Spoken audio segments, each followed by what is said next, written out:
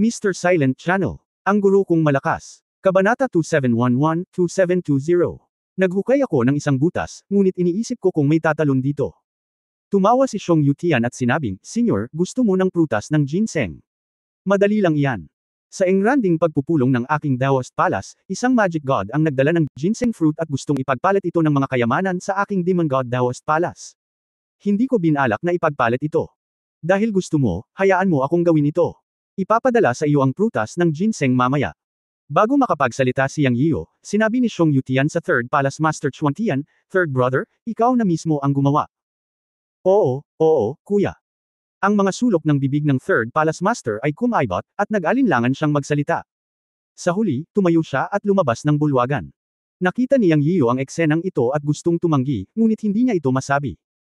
Malinaw niyang nakita na ang mga sulok ng bibig ng Third Palace Master Chuantian ay kumaibot, at masyado siyang pamilyar dito.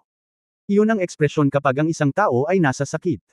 Dahil dito, naunawaan ni Yang Yian na ang kayamanan na ang Diyos ng batas na nagtataglay ng prutas na ginseng na binanggit ni Xiong Yutian ay gustong ipagpalit sa Demon God Palace ay dapat na ang kayamanan ng Demon God Palace, at ang Demon God Palace ay mahihirapan sa pagpapalit ng ginseng fruit. Kaya natahimik si Yang Yian. Napakaraming problema ang kanyang pinagdaanan para makuha ang prutas na ginseng. Ngayon ay nagawa na ito ni Xiong Yutian sa isang pangungusap lamang na hindi niya kayang tanggihan. Nanatiling tahimik si Yang Yian, ngunit sinabi ni Madam Honglian ng Shimodao Palace sa bukid, ngayon lang, tiningnan ko si Miss Linglong. Sa totoo lang, hindi sapat para sa Senior Yang na umasa sa prutas ng ginseng lamang para makabawi. Mapapanumbalik lamang ng prutas ng ginseng ang kanyang hitsura sa normal, ngunit ito ay malayo sa sapat upang maibalik ang kanyang lakas sa antas ng mataas na Diyos ng tunay na Diyos, gayunpaman, mayroong isang banal na Diyos ng tunay na si Davin. Na maaaring ibalik sa normal ang nasirang kaharian at makatulong kay Miss Linglong. Nakinig si Yang Yian sa mga salita ni Madam Honglian at agad na pinaikit ang kanyang mga mata at tumingin sa kanya. Gusto niyang makita sa mga mata ni Madam Honglian kung gaano ketotoo ang mga sinabi nito. Pero, nabigo si Yang Yian. Hindi man lang siya iniiwasan ni Madam Honglian, na nangangahulugang hindi siya nagsisinungaling, at hindi kasinungalingan ang ginawa niya para mapunta siya sa Holy Dao Divine Realm. Sa katunayan, hindi niya alam kung ang prutas ng ginseng ay ganap na maibabalik ang kalagayan ni Yu Linglong. Sa kaibuturan niya, pakiramdam niya ay imposible. Nasuri na niya ang pisikal na kondisyon ni Yu Linglong at talagang napakasama nito. Marahil ito ay talagang tulad ng sinabi ni Madam Honglian, ang ginseng prutas ay sapat lamang para kay Yu Linglong upang maibalik ang kanyang hitsura. Siyempre, ito ay isang konserbatibong pahayag na ginawa ni Madam Honglian. Ang prutas ng ginseng ay isang banal na bagay ng langit at lupa, at kilala sa Eternal God Realm. Natural, mayroon itong higit pa sa epektong ito. Ito ay walang iba kundi isang konserbatibong pahayag na ginawa ni Madam Honglian upang siya ay makasama sa kanila sa Holy Dao Divine Realm. Gayunpaman, kung nais mong ganap na ibalik ang paglilinang ni Yu Linglong, ang prutas ng ginseng lamang ay maaaring hindi sapat. Naniniwala siya na hindi magsisinungaling si Madam Honglian tungkol dito, at hindi na kailangang magsinungaling sa kanya. Pagkatapos ay sinabi rin ni Xiong Yutian, oo, naalala ko na may isang uri ng banal na kayamanan sa Holy Dao Divine Realm na tinatawag na 9-layered Nirvana Flower. Ang bulaklak ay namumulaklak ng 9 na layer, at ang bawat layer ay isang nirvana. Ito ay isang banal na bagay na maaaring magayos ng nasirang lupain ng paglilinang. Ako ay hindi pinahihintulutan sa Madam sa Honglian na ito. Ang realm ay binuksan noong huling pagkakataon, ngunit sa pagkakataong iyon ay isang 9-layered Nirvana Flower ang kinuha ng Divine Demon Dao Palace. Ang puso ni Yang Yian ay gumuho. Damn, you all said so, anong magagawa ko? Alam ni Yang Yian na kailangan niyang pumunta sa imbitasyong ito. Walang paraan. Nagbayad ng malaking halaga si Xiong Yutian, at para tuluyang makabawi si Yu Linglong, wala siyang pagpipilian. Kumaibot ang sulok ng kanyang bibig at sinabing, dahil ito ang nangyayari, tila hindi malilipad ang Holy Dao Divine Realm. Okay, pagkatapos kaming tatlo ay susunod sa iyo. Napakalaking kabaitan, sa pakikilahok ni Senior Yang, naniniwala ako na talagang may makukuha tayo kapag pumasok tayo sa Holy Dao Divine Realm sa pagkakataong ito. Naging masaya si Xiong Yutian at sa wakas ay nakuha niya si Yang Yian. Ang punto ay nakuha niya si Yang Yian, hindi lang isa, kundi 3. Si Medusa at Granny Sandfox ay parehong nasa ilalim ng utos ni Yang Yiyo. Ang pakikitungo kay Yang Yiyo ay katumbas ng pakikitungo sa Medusa at Granny Sandfox, na katumbas ng pagdaragdag ng 3 katulong. Ang pagpunta sa mga lugar tulad ng Holy Dao Divine Realm, mas malakas ang mga tao, mas mabuti. Sa wakas, makakalaban natin ang palasyo ng mga Diyos at demonyo, naisip ni Xiong Yutian sa kanyang sarili. Kuya, ang prutas ng ginseng ay ipinagpalit. Sa sandaling ito, pumasok ang pangatlong master ng palasyo na si Chuantian na may dalang puting jade box sa kanyang kamay. Ibalik ito kay Senior Yang, direktang sabi ni Xiong Yutian, na ipinakita ang kanyang kagandahang loob. Medyo nasasabik si Yang Yiu sa sandaling ito. Kanina ko pa iniisip kung paano makukuha sa isip ko ang prutas na ginseng, pero hindi ko inaasahan na ganito pala kakinis. Ang pangakong ginawa kay Yu Linglong ay sa wakas ay natupad na sa kalahati. Senyor, direktang ibinigay ito ng pangatlong Panginoon ng palasyo na si Chuan Tian kay Yang Yiu. Salamat, kinuha ni Yang Yiu ang puting jade box, hindi na siya nagpanggap, kailangan niya ang bagay na ito. Pagkakuha nito ay kinawean niya ang kamay at binuksan ang box. Biglang nagkaroon ng maraming kulay rosas na ulap. Ang kapangyarihan ng buhay at kaluluwa ay nagmula sa parehong oras, at mayroon ding isang mayamang banal na kapangyarihan na pinaghalo sa loob nito. Tanging hininga na lang na lumabas ay bumukas ang kanyang mga butas sa buong katawan. Napakagandang bagay, ito ay talagang isang banal na kayamanan. Napabuntong hininga si Yang Yiu sa kanyang puso. Ang prutas na ginseng sa white jade box ay hindi katulad ng nasa Journey to the West noong bata pa ako. Sa halip, ito ay kumikinang na may 5 kulay na sinag ng liwanag. Sa halip, ito ay mukhang isang halaman ng ginseng, na may mga ugat at galami, at mukhang isang figure ng tao. Isinara muli ni Yang Yiu ang takip sa isang iglap. Ang gayong mga kayamanan ay hindi maiiwasang mawala ng enerhiya kapag nakalantad sa hangin. Ibibigay ito sa iyo ni Lola, tulungan mo si Yu Linglong na masipsip ito, inabot ni Yang Yiu ang prutas na ginseng kay Lola Xiao, at pagkatapos ay hinanap niya si Yu Linglong upang tulungan si Yu Linglong na kunin ang prutas na ginseng. Mas ligtas na magkaroon ng isang Panginoon na tutulong sa gayong banal na bagay. Oo, yumuko si Lola Xiao at lumabas ng bulwagan dala ang prutas na ginseng. Tumingin si Yang Yian kay Xiong Yutian at sinabi pagkatapos ng isang pause, Palace Master Xiong, alam kong nagbayad ang Demon God Palace para makuha ang ginseng fruit, na nakatulong ng malaki sa akin. Nangako ako kay Palace Master Xiong na pupunta sa Holy Dao Divine Realm, pero isa pa, kailangan kitang bayaran para sa dahilan at epekto nitong ginseng fruit. Hindi ko alam kung may nakababatang henerasyon si Palace Master Xiong. Mayroon akong isang patak ng banal na tubig sa aking kamay na maaaring mapabuti ang dugo. Kung ayaw mo, ibibigay ko ito sa iyo bilang ganting regalo. Masyadong magalang si Senior Yang. Isa lang itong prutas na ginseng. Kayang-kaya ito ng Demon God Palace ko. Hindi na kailangang gumastos ng pera, nang marinig ni Xiong Yutian ang mga salita ni Yang Yiu, buong-buo niyang ikinaway ang kanyang kamay at hindi na kailangan ni Yang Yiu na gumastos ng pera. Gayunpaman, si Xiong Yutian ay talagang may mga inaasahan pa rin sa kanyang puso. Siya ay isang Diyos ng demonyo, kaya natural na alam niya kung ano ang ibig sabihin ng isang Diyos ng demonyo na mapabuti ang kanyang dugo. Ngunit sa kabilang banda, wala siyang anumang inaasahan, dahil paano ito madaling mapabuti ang dugo. Ginawa niya. Wala akong planong humingi ng anumang benepisyo kay Yang Yiu, ngunit gusto lang niyang magkaroon ng pabor si Yang Yiu sa Demon God Palace para makapunta siya sa Holy Dao Divine Realm pagdating ng panahon. May palusot. Ngunit sa susunod na sandali ay hindi nakaimik si Xiong Yutian, biglang lumiwanag ang kanyang mga mata, at tinitigan niya ang mga daliri ni Yang Yiu. Dahil ikinaway ni Yang Yiu ang kanyang kamay at nakita ang isang lilang halo na kumikislap sa mga daliri, at isang patak ng lilang tubig ang lumitaw. Nang lumitaw ang patak ng tubig na ito, ang buong bulwagan ay puno ng sigla, na 12-12 beses na mas malakas kaysa sa enerhiya ng sigla ng buksan ni Yang Yiu ang prutas ng ginseng ngayon lang. Isa rin itong kayamanan. Natawa si Yang sa kanyang puso at bamulong, hindi ko alam kung may tatalo sa hukay kung maghukay ako ng hukay. Kabanata 2712 Isang Bear Girl. Napatunayan na ang tubig ng buhay ay may epekto sa anumang antas ng mga demonyo. Siyempre, hindi tayo masyadong mabagal.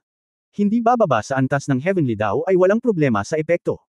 Ito ay napatunayan ni Medusa at Granny San Fox.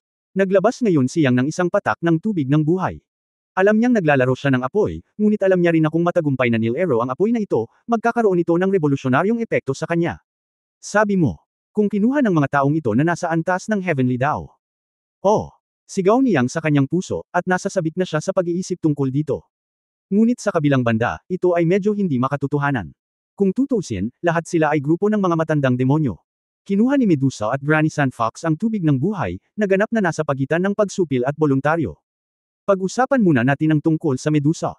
Kung hindi siya pinigilan ng Chaos Bell, malabong kunin niya ang tubig ng buhay, ngunit nagboluntaryo si Granny San Fox.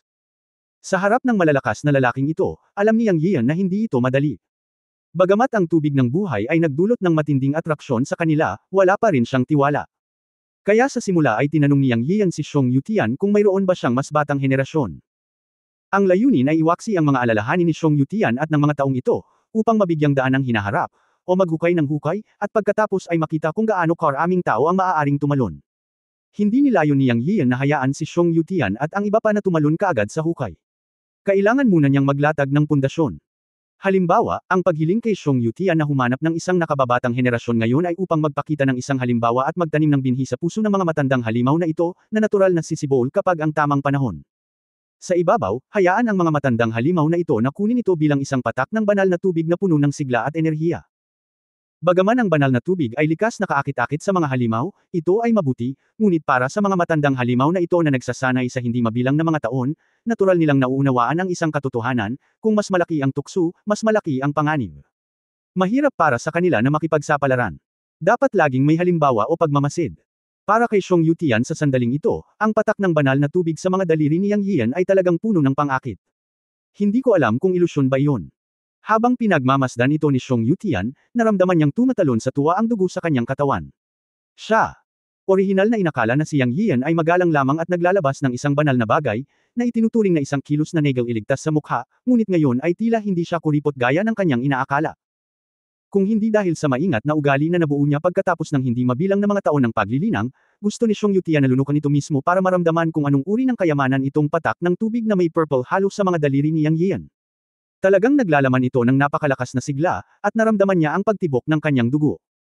Gayunpaman, natural na hindi magiging walang ingat si Xiong Yutian. Paano niya kayang ipagsapalaran ang sarili niya? Nga pala, may isang patak lang ng ganitong uri ng kayamanan, at hindi ito maaaring ilabas ng matagal, kung hindi, mawawala ang epekto nito at magiging invalid. Palace Master Xiong, mangyaring humanap ng junior na darating, huwag mong sayangin itong kayamanan ko. Galit na galit si Yang, ngunit nang magsalita siya, ang kanyang mukha ay lihim na nasasaktan, na may ekspresyon ng matinding pag-aatubili. Nakita ni Xiong Yutian ang hitsura ni Yang Yiu sa sandaling ito. Pagkatapos mag-isip tungkol dito, sinulyapan niya ang pangalawang pinuno ng palasyo na si Chanhei sa tabi niya at tumango. Pagkatapos ay tumayo si Chanhei at lumabas ng bulwagan. Sa oras na ito, sinabi niya, "Salamat sa iyong mapagbigay na regalo, Senior." Mangyaring maghintay ng ilang sandali. Si Xiong ay talagang walang silbi. Hayaan siyang magkaroon ng magandang pagkakataong ito. Magaling iyan. Tumango si Yang Yiu, ngunit sinabing ito ay isang awas sa kanyang puso. Oo naman, si Xiong Yutian, ang matandang halimaw na ito, ay maingat. Nilabanan niya ang tukso ng tubig ng buhay at ibinigay ang pangalawang pinuno ng palasyo na si Chanhei upang mahanap ang tinatawag na nakababatang henerasyon. Sa opinyon ni Yang Yiu, ito ay walang iba kundi ang paghahanap ng mapagkakatiwalaang paksa sa pagsusulit. Pero para sa kanya, pare-pareho ang lahat. Hanggat iinom mo ang kanyang tubig ng buhay, kahit sino man ito, buhay at kamatayan ang nasa kanyang mga kamay. Sa susunod na sandali, 5 o 6 na paghinga, isang banal na liwanag ang kumislap sa bulwagan. Tito San, hindi pa ako tapos kumain, bitawan mo na ako. Oy, paano ba naman nasa hall tayo? Dad. Isang napaka-magnetic na boses, kasing ganda ng isang espiritong ibon, ang tumunog. Pero, puff. Hindi muna napigil ang tumawa ni Yang. Dahil kitang-kita niya kung ano ang hitsura ng tao. Ang isang lumitaw na ang leeg ay pinilipot ng ikalawang palasyo na si Lord Chanhei ay isang matangkad at malakas, matabang babae. Ito ay isang babae. Ngunit siya ay higit sa 2 metro ang taas at sobrang taba, tulad ng isang bundok ng karne. Hindi bababa sa tila 5 o 600 libra. Tinansya ni Yang Yiu na ito ay isang konserbatibong pagtatansya pa rin. Nakasuot siya ng makukulay na damit, na hindi isda o manok. Nang lumingon ang facial features niya ay medyo malabo dahil puno ng laman ang mukha niya. Sa lahi ng tao, kapag inilalarawan ng isang taong may malaking mukha, palaging may metapora ng isang palanggana, ngunit ito ay palaging pagmamalabas. Ngunit ngayon para sa matabang behemoth na ito sa kanyang harapan, ang kanyang mukha ay kasing laki ng wash basin. Ito ay lamang. Pagtingin ko kay Yang, medyo masakit ang lalamunan ko. Ang pinaka-nakakatuwa ay pagkatapos na lumitaw ang matabang babae na ito, tumayo siya at nakitang malinaw ang kapaligiran at nag-react. Mamantika ang bibig niya, parang may kinakain pa siya nang mahuli siya ni Chanhei. Matapos makita si Xiong Yutian, sumigaw siya ng tatay, ng napaka-crisply. Ngayon ay nabunyag na ang pagkakakilanlan. Itong, matangkad at malakas na Diyos ay anak ni Xiong Yutian. Hindi napigilan ni Yang Yiu ang pagtawa, ngunit pagkatapos marinig ang pangalan, mabilis siyang tumigil sa pagtawa. Huwag hayaang galitin siya ni Xiong Yutian. Kahit gaano pa siya kakulit, anak niya pa rin siya, di ba? Honor, kilalanin ang mga nakatatanda. Mabilis na nag-react ang matabang babae at gumawa ng mahirap na pagyuko. Tinawag niya ang kanyang sarili na Honor. Senior, gumana. This is my daughter Xiong Huan. Let me take the senior's magic water, sumulyap si Xiong Yutian sa kanyang anak habang nagsasalita, at ang tingin sa kanyang mga mata ay sobrang komplikado. Ang kanyang boses ay maalamat, ngunit ang anak na babae na ito ay. Si Xiong Huan ay ipinanganak na mataba, at ito ay naging mas malala habang siya ay lumaki, ngunit siya ay may kakaibang katangian. Ang kanyang paglilinang ay wala sa alinmang sistema ng demonyong Diyos, at hindi niya ito kayang linangin, ngunit ang kapangyarihan ng mga Diyos ay lumakas at lumakas habang siya ay lumaki. Bagamat parang wala siyang cultivation, maaga pa naman nang sumabog siya. Kahit siya, isang master ng langit, ay hindi nang ahas na harapin ang kamao ng kanyang anak na babae. Ipinanganak na pangit, hindi, dapat dahil sa pagiging mataba, si Xionghuan ay naging target ng buong palasyo ng demonyong Diyos, at maging siya, ang Panginoon ng palasyo, ay pinag-uusapan sa kanyang likuran. Marami siyang naisip na paraan para subukang maibalik sa normal ang kanyang anak, ngunit sa kasamaang palad ay walang epekto, kaya sumuko siya sa huli. Ngayon, narinig niya ang mga salita ni Yang Yiu na ang mahiwagang tubig sa kanyang kamay ay makakapagpabuti ng dugo, kaya naisip ni Xiong Yutian ang anak na ito na malapit nang makalimutan niya. Bilang isang demonyo, natural na alam niya kung ano ang ibig sabihin ng pagpapabuti ng dugo sa angkan ng demonyo. Naisip niya sa kanyang sarili na kung ang patak ng magic fruit ni Yang Yiu ay talagang makakapagpabuti ng dugo, marahil ay maaari niyang hayaan ang kanyang anak na babae na subukan ito. Siguro pagkatapos bumuti ang dugo ng kanyang anak, maaaring bumalik sa normal ang hugis ng kanyang katawan. Not to mention na inaasahan niyang makakapag-practice siya, pero basta medyo normal lang ang hubog ng katawan niya, maganda na. Kahit na ang anak na babae na ito ay nagdala ng ilang negatibong epekto sa kanyang reputasyon, siya ay isang anak na babae pa rin pagkatapos ng lahat. Bilang ama, paano niya hindi pinansin ang sariling anak? Nararamdaman niya na ang patak ng banal na tubig na inilabas ni Yang Yiu ay talagang isang kayamanan. Marahil ito ay talagang kapaki-pakinabang. Kabanata 2713, Dugo ng Bear Girl. Si Xiong Yutian ay hindi nag-aalala kung ang banal na tubig ni Yang Yiu ay magdudulot ng anumang pinsala sa kanyang anak na si Xionghuan, o kung ito ay lason. Dahil ang kanyang pangit na anak na babae ay ipinanganak na iba sa ibang mga halimaw. Binigyan siya ng Diyos ng pangit na anyo at may depektong katawan, ngunit binayaran din siya ng iba pang mga benepisyong nagel iligtas buhay. Napaka-espesyal ng pangangatawan ni Xionghuan, kaya't kahit siya, na nasa antas ng Heavenly Dao, ay hindi makita ito, o hindi malaman ang dahilan. Ngunit ang nalaman ay bukod pa sa likas na divine power ng kanyang anak na si Xionghuan, ang kanyang pangangatawan ay hindi rin naaapektuhan ng tubig, apoy at lason. Bukod dito, alam niyang hindi maglalakas loob si Yang Yiu na saktan ang kanyang anak na babae sa Demon God Palace, kahit na si Yang Yiu ay isang misteryosong malakas na tao sa kanyang paningin. Pero siya, hindi dapat maglakas loob na gumawa ng kahit ano ng tahasan sa Demon God Palace, at hindi rin kailangan, lalo pa ang manggahas. Okay, kung gayon ito ay ayon sa nais ni Palace Master Xiong, ngunit kailangan ko ng isang lihim na silid upang matulungan ang iyong anak na babae na kunin ito. Ang aking mahiwagang tubig ay espesyal, ito ay isang unang klaseng kayamanan sa pagitan ng langit at lupa, at kailangan itong pagsamahin sa ilang natatanging mga lihim na pamamaraan. Siguro kung ang Palace Master Xiong ay maglakas loob na hayaan ang kanyang anak na babae na subukan ito. Sa pagtatapos ng mga salita, tumingin siyang kay Xiong Yutian nang nakangiti. Hahaha, masayang tumawa si Xiong Yutian at sinabing, Senyor, nagbibiro ka. Bakit hindi? Dahil naabot na natin ang iisang layunin ng pagpunta sa Holy Dao Divine Realm, at ikaw ay senior na, ang swerte ng anak ko na maibigay itong patak ng magic water. Mag-aayos ako ng sikretong silid para sa iyo ngayon. Habang nagsasalita, winagiway ni Xiong Yutian ang kanyang kamay sa isang sulok ng bulwagan, at biglang lumitaw ang isang pinto. Pagkatapos ay sinabi niya kay Yang Yiu, Senyor, please. At pagkatapos ay sinabi sa kanyang anak na si Xionghuan, Huaner, sundan ang nakatatanda na ito sa sikretong silid. Sundin ang mga tagubilin ni Senior Yang. Ang sagradong tubig ay isang kayamanan na makakapagpabuti ng dugo. Kung ito ay makapagpapabago sa iyo ay depende sa iyong kapalaran. Alam ng anak, sa oras na ito, si Xionghuan ay medyo natakot sa harap ng kanyang ama na si Xiong Yutian, at ibinaba ang kanyang ulo para sumagot. Pagkatapos ay sinenyasan ni Yang Yiu si Xionghuan na sumunod, at naglakad ang dalawa patungo sa sekretong silid. Gayunpaman, si Xionghuan ay gumawa ng bangbang na tunog sa bawat hakbang niya, na nagpayanig sa buong bulwagan, at nahihirapan siyang maglakad. Matapos makapasok si Yang Yiu sa sekretong silid, iwinagayway ni Yang Yiu ang kanyang kamay upang isara ang pinto at hindi pinalayas ang harang. Sa isang 60 metro kwadradong sekretong silid, naroon lamang sina Yang Yiu at Xionghuan. Senyor, ano ang dapat kong gawin? Mahinang tanong ni Xionghuan. Ang kanyang boses ay medyo bata, napakaganda, ngunit medyo mahiyain, naganap na hindi naaayon sa kanyang malaki at mataba na katawan. Isampal mo ang iyong bibig at lunukan ang patak ng banal na tubig na ito, matapos maalis ang tubig ng buhay, maaari lamang itong itago ng higit sa 3 minuto. Ito ay sumangga pagkatapos ng oras. Ngayon ay tapos na ang oras, at si Yang Yiu ay walang oras na magsabi ng anuman sa kanya, kaya hinayaan na lang niya itong lunukan ng tubig ng buhay. Oh, sabi ni Xionghuan, ngunit hindi siya nag-atubili na ibuka ang kanyang bibig at lunukan ang tubig ng buhay na dinala ni Yang Yiu sa kanyang bibig. Natigilan si Yang Yiu. Hindi niya inaasahan na magiging ganito kabilis at kalinis ang babaeng oso na ito. Nilunok niya ang tubig ng buhay nang walang pag-aalinlangan. Hindi niya maiwasang magtanong, hindi ka ba nag-aalala na lason ito? Nararamdaman ko na walang masamang intensyon si kuya sa akin, at ang patak ng banal na tubig na ito ay nagpaparamdam sa akin ng pagkulo ng dugo sa aking katawan. Ah, Dagandong.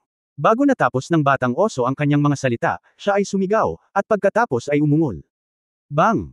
Ang kanyang malaking katawan ay bumagsak sa lupa na may mahinang tunog. Nagsimulang lumiwanag ang buong katawan niya, ngunit iyon ang mahinang liwanag ng dugo. Alam ni Yang Yian na ang epekto ng tubig ng buhay ay nagkaroon ng epekto sa katawan ng batang oso, at sinabi sa kanya, maghintay ka, ang iyong dugo ay bubuti. Kahit na hindi ko alam kung ano ang problema sa iyong katawan, alam ko na kapag ang dugo ng lahi ng demonyo ay bumuti, tiyak na makakatulong ito sa iyo. Sa katunayan, mula nang makita niya ang babaeng oso na ito, nalaman ni Yang Yian na wala itong aura ng cultivation, ngunit alam niyang hindi ito magiging ganoon ka-simple. Paano siya naging bear girl na walang cultivation bilang anak ni Xiong Yutian, ang master ng Demon God Palace? Kasabay nito, nahulaan niya na marahil ang hugis ng katawan ng babaeng oso na ito ang dahilan kung bakit mukhang wala itong cultivation. Wala na siyang lakas ng loob na magsalita pa. Pagkatapos uminom ng tubig ng buhay, sa sandaling ang dugo ay napabuti o kahit na pinahusay, marahil ang kasalukuyang sitwasyon ng batang babae ng oso ay mapabuti sa ilang mga lawak. Talagang tinatawanan ni Yang Yian ang babaeng oso na ito nang una niya itong makita. Matapos makita ang kababaan sa kanyang mga mata at ang takot kapag kaharap ang kanyang ama na si Xiong Yutian, nakaramdam siya ng kaunting simpatiya para sa kanya. May isip na bilang prinsesa ng Demon God Palace at anak ni Xiong Yutian, siya ay sobrang pangit at mataba kaya nahihirapan siyang maglakad.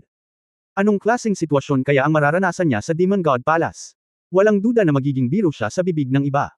Bukod dito, wala siyang cultivation at mukhang isang ordinaryong demonyong Diyos. Kakaiba kung hindi siya pag-uusapan. Sa kasong ito, ang babaeng oso ay talagang isang mahirap na bata, kaya nakikiramay si Yang Yian sa kanya. Siya ay ipinanganak na may ganoong katawan na hindi niya makontrol. Kung kaya niya, sino ba ang hindi gugustuhing maging gwapo o magandang babae? Kaya naisip ni Yang Yian sa kanyang puso na matutuwa siyang tulungan ang babaeng oso na si Xiong Huan. Ngayon ang yugto ng ebolusyon ng tubig ng buhay. Ito ay depende sa kung kaya niya itong i-absorb. Ngunit ang babaeng oso na ito ay walang paglilinang, kaya ang pagsipsip ng tubig ng buhay ay isang problema. Pagkatapos mag-isip tungkol dito, naghanda si Yang Yian na tulungan siyang sumipsip ng tubig ng buhay. Nang malapit na siyang maglupusay, ang ilaw sa bear girl ay kumikinang ng maliwanag, at sa susunod na sandali ay naging orihinal na katawan niya. Parang oso. Isang matabang oso na may katawan na 3 metro ang haba, ngunit ang buhok sa buong katawan nito ay mapusyaw na kulay abo. Ito ay mukhang napaka-ordinaryo, tulad ng isang ordinaryong grizzly bear. Ngunit alam ni Yang Yian na kapag mas ganito ang kaso, mas ipinapakita nito na hindi siya isang ordinaryong oso. Hayaan mo akong tulungan ka. Yumuko siya at iniunat ang kamay sa kulot na bear girl. Sumimangot si Yang Yian sa susunod na sandali. Dahil sa sandaling pumasok ang banal na kapangyarihan sa katawan ng batang oso, hindi niya nakita ang enerhiya ng tubig ng buhay. Hindi ito naaayon sa sentido komon. Siya mismo ang kumuha ng tubig ng buhay at ibinigay ito sa maraming halimaw. Alam nilang lahat na kapag ang tubig ng buhay ay pumasok sa katawan, ang lumalawak na sigla ay kakalat sa bawat pulgada ng katawan. Ngunit hindi niya nakita ang tubig ng buhay sa katawan ng batang babae ng oso. Kakaiba. Saan napunta ang kapangyarihan ng tubig ng buhay? Sumimangot si Yang Yian at nagsimulang ipikit ang kanyang mga mata at suriing mabuti. Sa wakas, sa susunod na sandali, may nakita siyang kakaiba. Ang tubig ng buhay ay nawala sa manipis na hangin. Walang bakas na naiwan. Pero nalaman niyang may abnormal sa dugo ng bear girl. Ang dugo sa katawan ng bear girl ay napakabilis na umaagos, at tila ito ay 12-dosenang, daan-daan, o kahit daan-daang beses na mas mabilis kaysa sa isang normal na demonyo. Tao man o hayop, dugo ang dumadaloy sa katawan, at sila ay buhay. Ngunit tiyak na hindi ito ganoon kabilis. Ang dugo ng bear girl ay umaagos ng kasing bilis ng magic power ng isang skill. Inilabas ni Yang Yian ang kanyang espiritual na kamalayan sa dugo ng batang oso, at sa kanyang puso ay naramdaman niya ang batong pangbuhay sa Tian Kun Pot, at sa wakas ay natagpuan niya ang problema. Naramdaman ito ng bato ng buhay, ngunit naunawaan nito na ang tubig ng buhay ay ganap na nilamon ng dugo ng batang babae ng oso, o sumanib dito. At nakahanap din siya ng problema. Ang mga daluyan ng dugo sa katawan ng bear girl ay napakagulo, at hindi ito normal. Bagamat alam niyang iba ang mga demonyo sa mga tao, mas malinaw niyang alam na kahit ang mga daluyan ng dugo ng mga demonyo ay hindi dapat ganito. Kabanata 2714, ang unang surgical surgery sa 3 kaharian. Ang espesyal sa bear girl ay ang kanyang dugo at maging ang mga daluyan ng dugo at mga meridian sa kanyang katawan ay may malalaking problema. Alam na ngayon ni Yang Yian na ang tubig ng buhay ay hindi nawala, ngunit na-asimilasyon o nilamon ng dugo sa katawan ng babaeng oso. Ito ang unang pagkakataon na nakatagpo siya ng isang demonyo na talagang lumunok ng tubig ng buhay. Sa oras na ito, kahit na nilamon ng batang oso ang tubig ng buhay, siya ay nasa napakasakit na kalagayan. Tinansya ni Yang Yian na kahit siya mismo ay hindi alam kung ano ang nangyayari sa kanyang katawan. Problema rin ng dugo at mga daluyan ng dugo ang naging dahilan ng kanyang pagsilang na obese. Alam ni Yang Yian na kung malulutas ng babaeng oso ang problemang ito, maaaring magkaroon siya ng malaking pagbabago. Ang kasalukuyang problema ay nagpagulo kay Yang Yian. Sa pagtingin sa sitwasyon ng bear girl, siya ay puno ng sakit, at ang dugo ay direktang kumukulo sa kanyang mga daluyan ng dugo. Ipinakita nito na pagkatapos lunukan ng tubig ng buhay, hindi niya ito matuno sa maikling panahon. Ang pangunahing punto ay ang kanyang mga daluyan ng dugo ay nagkagulo, at may mga buhol pa sa ilang mga lugar, na naging sanhi ng mabilis na pagdaloy ng dugo ngunit nakaharang, na may kontra-epekto. Ayon sa sitwasyong ito, naramdaman ni Yang Yian na maaaring sumabog at mamatay ang babaeng oso. Ito ay naglagay sa kanya sa isang passive na posisyon. Bakit? Dahil sinabi niya sa harap ni Xiong Yutian at ng lahat ng makapangyarihang tiyan daw sa bulwagan na ang kanyang banal na tubig ay nangangailangan ng kakaibang pamamaraan at kailangan niyang personal na ibigay ito kay Xiongnu. Siyempre, sinabi niya na gusto niyang makipag-usap ng maaga kay Xiongnu at ayaw niyang malaman ng sinuman na pagkatapos niyang inumin ang kanyang banal na tubig, siya ang magkokontrol sa kanilang buhay at kamatayan. Nakakahiya, kaya palusot lang. Ngunit ngayon ang dahilan na ito ay nagpalundag sa kanya sa sarili niyang hukay. Kung talagang namatay si Xiongnu sa pagsabog na ito, siya ang mamamatay tao. Dahil sila lang ni Xiongnu ang nasa secret room ngayon, at walang pangatlong tao, kaya wala siyang mahanap na dapat sisihin. May isip na kung namatay si Xiongnu dahil dito, magiging kalaban niya si Xiong Yutian at maging ang buong Demon God Palace. Sa pugad ng Demon God Palace, hindi may iwasang mapuksa sila. Kahit na sa mga mata ni Xiong Yutian siya ay isang misteryoso at makapangyarihang tao na nalampasan ang antas ng Tiandaw, kung talagang namatay si Xiongnu, maaaring hindi magagalit si Xiong Yutian. Kapag siya ay nagalit at kumilos, siya, ang Peking Hari, ay mabubunyag. Kaya, ang babaeng oso na ito ay hindi dapat magkaproblema. Kung hindi, siya ang mahihirapan. Sayang, mas marami akong natalo kaysa natamo ko. Sabi ni Yang Yian sa sarili habang nakatingin sa babaeng oso na nakayuko sa lupa at nanginginig sa sakit. Sa totoo lang, talagang hinangaan niya ang bear girl na ito, dahil simula nang sabihin niya na kailangan mong magpumilit, at kung magpumilit ka, bubuti ang kalagayan mo ngayon, hindi na yumangal ang bear girl. Bagamat nag-transform na siya sa kanyang orihinal na katawan, nagngangalit siya at tiniis ang sakit sa kanyang katawan. Sa ganitong sitwasyon, tiniis niya ang sakit, at malamang nabali ang kanyang mga ngipin. Anyway, dumudugo ang bibig niya. Ito ay isang pagpapakita ng matinding sakit. Ito. Nangangahulugan din na ang babaeng oso na ito ay talagang pambihira sa kalooban. Ito lamang ang mahalaga, at talagang nakikiramay si Yang Yian sa kanya. Not to mention that the safety of the bear girl is now inseparable from him, kahit makatakas siya, tutulungan niya itong kawawang bear girl. Kung paano tumulong, ito ay walang iba kundi ang paglutas ng problema ng mga daluyan ng dugo at mga meridian sa katawan ng batang babae ng oso. Maaaring mahirap para sa iba ang problemang ito, ngunit may plano si Yang. Ano ang plano? Magsagawa ng operasyon sa bear girl. Sa totoo lang, nagsimula siyang mag-practice ng medisina sa simula, ngunit habang ang kanyang antas ng paglilinang ay bumuti, hindi na niya makontak ang mga pasyente. Mga magsasaka lamang ang kinakaharap niya, kaya walang problema sa sakit. Ngunit ang sitwasyon ng bear girl ay tila angkop para sa operasyon. Handa nang subukan ni Yang. Tutal, inapo siya ng isang demonyong Diyos, kaya kahit na wala siyang cultivation, walang problema sa operasyon sa kanyang katawan. Ang ideya ni Yang ay tila walang katotohanan, ngunit maaaring hindi ito imposible. Dahil ang problema sa bear girl ay ang dugo sa kanyang katawan na magulo at gusot. Magiging kakaiba kung ang bear girl ay walang anumang mga problema sa sitwasyong ito. Ang isa pang malaking natuklasan ay nalaman ni Yang Yiu na ang dugo ng babaeng oso ay lubhang nangingibabaw at mabangis. May isang malakas na puwersa na nakatago sa kanyang dugo, na nagparamdam sa kanya ng palpitations. Lihim niyang naisip na kung mapapagaling niya ang bear girl ay baka kumita siya ng husto. Ang kapangyarihan sa dugo ng babaeng oso ay hindi pa nagagawa. Hindi madaling lunukan ang kapangyarihan ng tubig ng buhay ng sabay-sabay. Siyempre, hindi ito tuluyang nawala. Upang maging tumpak, ang tubig ng buhay ay naasimilasyon ng kapangyarihan ng dugo ng batang babaeng oso. Nararamdaman pa rin niya ang pagkakaroon ng hininga ng tubig ng buhay, na nangangahulugan na kaya pa rin niyang kontrolin ang batang oso. Ang tubig ng buhay ay palaging gumagana sa mga demonyo, at ito ay hindi kailanman naging epektibo. Sa pagkakataong ito ay pinigilan lang ito ng dugo ng bear girl. Ngunit sa kabilang banda, mahina ba talaga ang tubig ng buhay? Siyempre hindi. Masasabi pa nga na ang tubig ng buhay ay makapangyarihan pa rin at hindi magagapi. Kinain man ang buhay ng dugo sa katawan ng bear girl, lumalaban pa rin ang tubig ng buhay sa dugo ng bear girl. Ang kinahinatnan ng pagtutol ay kumulo ang dugo ng bear girl, at ang resulta ay ang bear girl ay nasa hindi matiis na sakit at nasa panganib na sumabog at mamatay. Magsasagawa na ngayon si Yang Yian ng operasyon sa bear girl, pagsusuklay ng kanyang mga daluyan ng dugo, o kahit na tinutulungan ng bear girl na muling hubugin ang kanyang mga daluyan ng dugo at mga meridian. Hanggat nalutas ang problemang ito. Ang kapangyarihan ng tubig ng buhay sa dugo ng batang babae ng oso ay magiging ganap na katugma sa kanyang kapangyarihan sa dugo, kaya nakakamit ang epekto ng pagpapabuti o kahit na paglilinis ng mga daluyan ng dugo. Sa oras na iyon, natural na matatapos ang panganib sa kanyang katawan. Para sa isang Diyos, ang operasyon ng kirurhiko ay hindi nangangailangan ng anumang mga pasilidad na medikal, dahil ang lahat ng mga pasilidad na medikal na kailangan ay maaaring ma-assimilated sa mana. Lahat yan. Kailangan ang kooperasyon ng Bear Girl. Ngunit pagkatapos ng lahat, ang bagay ay ang Diyos ng banal na mundo, ang demonyong Diyos na oso, at hindi mahuhulaan ni Yang Yian kung anong mga problema ang lalabas sa proseso. Lahat. Ang magagawa niya ay pag-asa para sa kooperasyon ng Bear Girl. Huminga ng malalim, si Yang Yian ay tumingin sa Bear Girl na nakapulupot sa sakit at sinabi, Xiong Huan, makinig ka, ang kasalukuyang sitwasyon sa iyong katawan ay lubhang mapanganib. Kung hindi ito niresolba, ikaw ay nasa panganib na sumabog at mamatay. Kung ikaw ay mamatay, ako ay mamamatay din. Pero kaya kung lutisin ang problema sa katawan mo. Kailangan kong sukliin ang iyong mga daluyan ng dugo at mga meridian. Ang prosesong ito ay maaaring napakasakit at kahit na nagbabanta sa buhay. Gayunpaman, kapag ito ay nagtagumpay, magagawa mong mapupuksa ang problema sa labis na katabaan sa iyong kasalukuyang katawan. Maari mo ba akong pagkatiwalaan at makipagtulungan sa akin para maoperahan ka? Ang mga salita niyang ay hindi mga salitang walang laman, ngunit hindi niya alam kung magtatagumpay ito sa huli. Gayunpaman, nang sabihin niya ito sa batang oso, kailangan niyang bigyan ito ng pag-asa.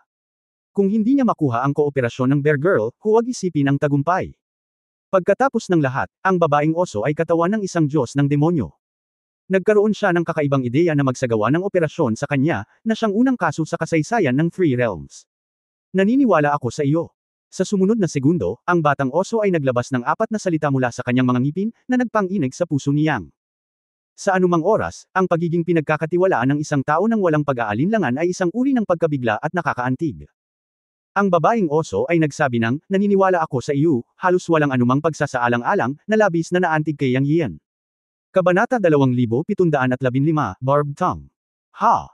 Huminga ng malalim si Yang Yiyo, tumingin sa batang oso at nagsabi, Honor, kailangan mong magpigil, at kailangan mong makinig sa akin. Ikaw at ako ay kailangang magtulungan ng mabuti, para matulungan kita, maunawaan. Humihingal ang babaeng oso.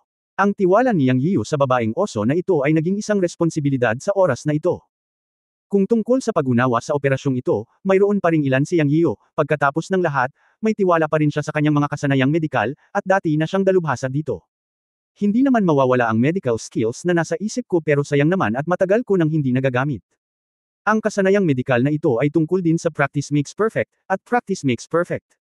Matagal-tagal na rin simula noong ginamit ko ito. Sa totoo lang, medyo mahina pa rin si Yang sa puso ko. Ngunit ngayon walang pagpipilian, kailangan itong magtrabaho.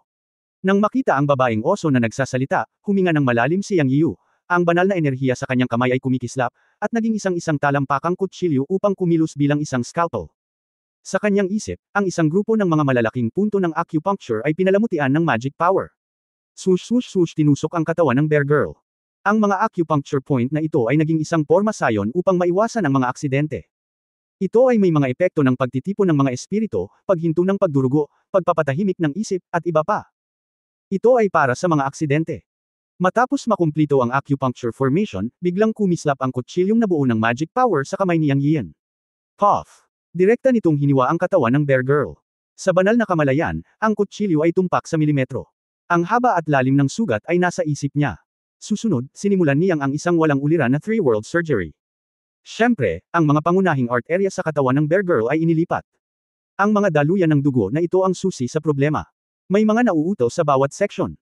Ang kailangan niya munang gawin ay tanggalin ang mga nauutal na ito, at pagkatapos ay i-connect muli ang mga ito gamit ang magic power, at pagkatapos ay ayusin ang mga daluyan ng dugo at mga meridian ng Bear Girl. Ito ay isang mahabang proseso, at hindi siya nang ahas na magkamali. Dapat sabihin na ang pamamaraan niyang ay medyo kakaiba, ngunit sa katunayan siya ay talagang nahulaan. Kapag ang pagkautal sa isang pangunahing daluyan ng dugo ay inalis at muling kumonekta, lumitaw ang mga hindi inaasahang epekto. Ang dugo ay damaloy ng maayos, at ang mga capillary sa pangunahing mga daluyan ng dugo ay lumitaw at kumalat. Hindi pa natuklasan ni Yang Yian ang pagkakaroon ng napakaraming mga capillary noon. Huminga siya ng maputik na hangin at nakaramdam ng kumpiyansa. Kapag nagtagumpay ang isa, darating ang susunod. Ang kanyang pinili ay simple at magaspang, simula sa puso at pagkatapos ay papunta sa mga paa. Iyon ang problema. Hindi ko alam kung ilang oras na ang lumipas, si Yang Yian mismo ay hindi alam, pinagpapawisan lang siya ng todo, ang kanyang damit ay nabasa at natuyo at nabasa ng paulit-ulit. Sa wakas, ang pag-utol ng huling daluyan ng dugo sa katawan ng Bear Girl ay na-unblock. Nang i-connect niya ang huling daluyan ng dugo gamit ang kanyang mahiwagang kapangyarihan, nagkaroon ng dagandong. Isang napakapurol na tunog ang nagmula sa katawan ng batang babae ng oso, upang maging tiyak, mula sa kanyang puso. Pagkatapos ay nagkaroon ng tuloy-tuloy na mga dagandong. Ang liwanag ng dugo ay nagngangalit sa sandaling ito. Ang napakalakas na alon ng hangin ay nagmula sa katawan ng babaeng oso. Dahil dito, medyo nagpapalpitate si Yang Yian, at ang kanyang katawan ay napilitang umatras sa sulok sa pamamagitan ng airwave sa katawan ng Bear Girl. Sa sandaling ito, si Yang ay labis na natigilan. Hindi pa tapos ang operasyon niya. Ang pag-aayos ng problema sa daluyan ng dugo ay ang unang hakbang lamang. Mayroon pa ring ilang mga disordered meridian na hindi pa nagagalaw, at kailangan nilang tahiin, at ang magic power condensed acupuncture point sa buong katawan ng Bear Girl ay nahugot na. Pero sa ganitong sitwasyon ngayon, halatang may kung anong kapangyarihan ang pumutok sa katawan ng Bear Girl. Pagkatapos niyang magpakita ng mag-isa, hindi na siya makalapit sa kanya. Habang may bahid pa rin ng dugo ang kanyang mga kamay, tumingin lang si Yang Yiu sa batang babae ng oso. Ngunit sa sumunod na sandali ay nagulat siya. Umuungol. Isang mahabang dagandong ang pinakawala ng babaeng oso. Pagkatapos ay ang mga acupuncture needles na tinusok niya sa Bear Girl ay sunod-sunod na lumipad palabas sa kanyang katawan, ngunit naging wala. Ito ay normal. Ang mga karayom ng acupuncture ay pinalapot ng magic power. Sa ilalim ng malakas na puwersa ng Bear Girl, wala itong dapat masira. Ang mahiwagang bagay ay ang 2 metrong haba na sugat na tinaga ni Yang Yiu sa katawan ng batang babae sa panahon ng operasyon ay naibalik sa orihinal nitong estado halos kaagad sa kidlat ng dugo. Ito ay self-recovery. Pagkatapos ay ang kulay dugo na halo ng katawan ng Bear Girl ay naging mas makapal at mas makapal. Sa isang kisap mata, napuno ng dugo ang babaeng oso. Sa mga mata ni Yang Yiu, ito ay ganap na naging isang malaking bola ng ambon ng dugo, at ang katawan ng batang oso ay hindi makita. Hindi alam ni Yang Yiu ang nangyari. Pero parang hindi naman masama. Ngunit hindi bababa sa isang bagay na masisiguro ni Yang Yian na ang operasyon na ginawa niya kay MS Xiong ay matagumpay, hindi bababa sa kalahating matagumpay. At ngayon tila nabawi na ni MS Xiong ang natitirang kalahati ng mag-isa. Alam ni Yang Yian na ang makapangyarihang enerhiya na nasa dugo ng Bear Girl ay hindi dapat isang dekorasyon. Ngayon na ang mga daluyan ng dugo ay normal, sila ay ganap na pumasok sa estado ng pag-aayos ng sarili. At naramdaman din niya na ang kapangyarihan ng tubig ng buhay ay nagkakabisa. Depende sa swerte mo. I've tried my best. Ikanaway ni Yang Yian ang kanyang mga kamay at mabilis na nawala ang dugo. Ang natitirang oras ay naghihintay. Pagkatapos ng operasyong ito, siya ay napagod. Parehong natupok ang kanyang kaluluwa at mana. Buti na lang at may Daoist review siya, kung hindi baka hindi na siya makatagal. Matapos maramdaman na ang Bear Girl ay pumasok sa self-repair state, umupo din siya at nagsimulang magpagaling. Ang pagsasagawa ng Shintoismo ay hindi alam ang mga taon, at ang pagmumuni-muni at pag-iisa ay hindi alam ang pagkakaroon ng oras. Hindi ko alam kung gaano katagal, ngunit sa wakas ay nakabawi si Yang Yian. Sa sandaling imulat niya ang kanyang mga mata, nagulat siya at nanlamig ang buong katawan niya. Sapagkat nang imulat niya ang kanyang mga mata, nakita niya ang isang malaking dugo pula, mabalahibong ulo, mga mata na parang mga kampanang tansu, mga pangil, at mukhang napakabangis. Nakatitig sa kanya sa harap mismo ng kanyang ilong. Bang! Siya! Biglang napatalon siyang dahil sa gulat at napasandaw sa subconsciously, ngunit tumama ang ulo niya sa dingding. Siya ay nagtatrabaho sa sulok bago gumaling, at ang likod ng kanyang ulo ay tumama ng malakas, kaya napabuntong hininga si Yang. Gayunpaman, sa sandaling ito, ang kanyang mukha ay basa at mainit, at ang kanyang katawan ay muling nanigas. Ang halimaw sa kanyang paningin ang nagunat ng malaking dila na parang pamaypay ng dahon ng palma at dinilaan ang kanyang mukha. Matinik ang malagkit na init, at parang uminit ang kaliwang kalahati ng mukha niya. Bago pa siya makagawa ng anumang ganting atake, ang malaking ulo ay umatras, ngunit nagsalita sa wika ng tao, Xionghuan, salamat sa pagligtas sa akin. Boom! Nanginginig ang buong secret room, at napaluhod pala ang halimaw na ito sa harapan niya. Sa wakas ay nag-react siyang at nakita niya kung ano ang halimaw na nasa harapan niya. Isa itong oso. Isang malaking mabalahibong oso. Mukhang 8 o 9 na metro ang taas nito. Ito ay natatakpan ng pulang dugo na buhok, at mukhang kakaiba. Pero, ngunit alam ni Yang Yian na ang malaking, mabangis na oso na ito na may matutulis na pangil at mabangis na mukha ay ang babaeng oso na si Xionghuan.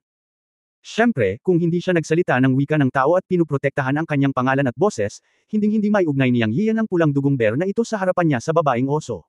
Walang duda na nag-evolve na ang Bear Girl. Kabanata 2716, Kagandahan at ang Hayop. Kung hindi yumuko ang bear girl at tinawag siyang master, hindi maniniwala si Yang Yian na siya ang bear girl matapos marinig ang boses niya. Talagang natakot si Yang Yian.